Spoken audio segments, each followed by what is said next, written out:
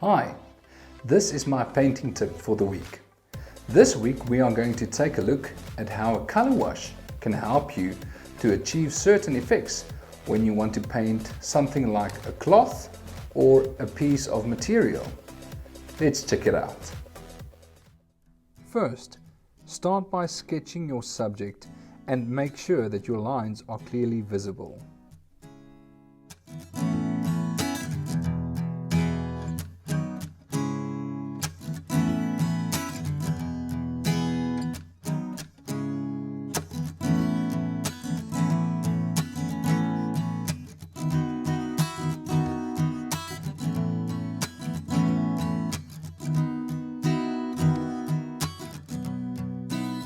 Next, the color of your wash is determined by the general hue of your subject, which in this case is a pinkish color. It is important to use a transparent color when applying the wash to the surface. In this case, I used permanent alizarin crimson from Winsor & Newton, and I mixed a little bit of liquid also from Winsor & Newton with my paint.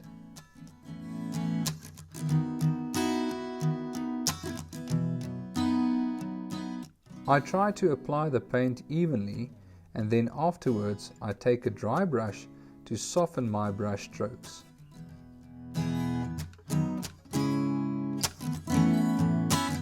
Now I set up my palette by mixing the dark, middle and lighter tonal values of my subject.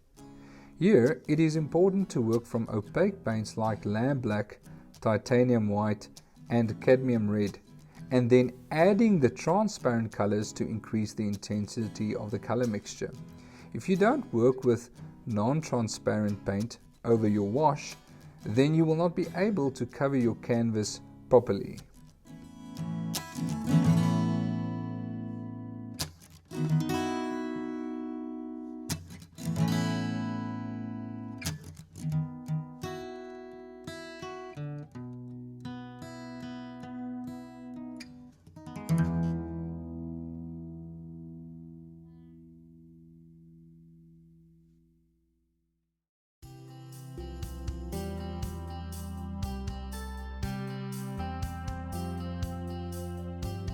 Now I'm ready to paint.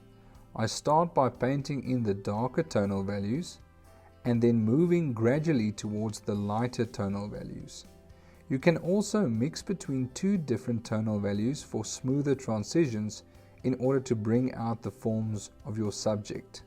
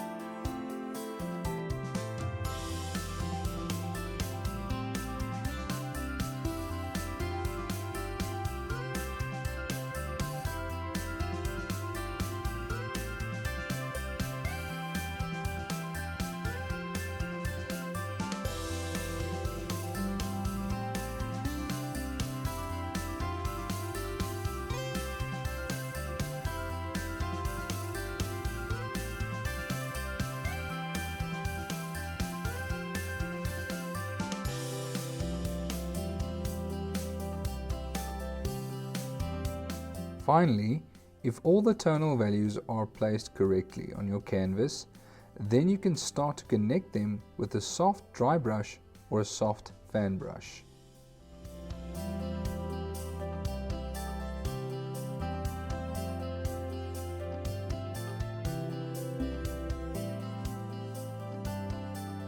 Just a few final thoughts.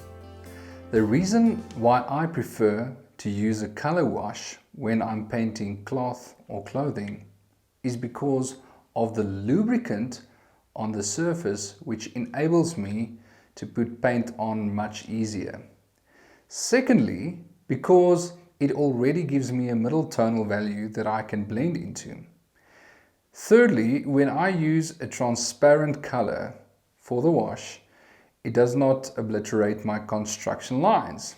And then finally, now that the wash have been applied over my sketch, all that I need to do now is to put the right tonal values, starting from the dark tonal values, then moving towards the middle tonal values and the lighter tonal values, to put them on their respective places, and then to connect them using either a dry brush or a dry fan brush. I hope this helped, and please don't forget to subscribe to my channel if you haven't already done so. And then if you have benefited from this video, please like the video. See you next week for my next painting tip.